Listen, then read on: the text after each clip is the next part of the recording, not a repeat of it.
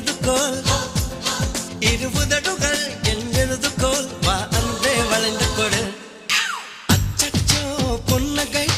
ஆள் தின்னும் பொன்னகை கைக்குட்டையில் நான் பிடித்து கையோடு மறைத்துக் கொண்டேன்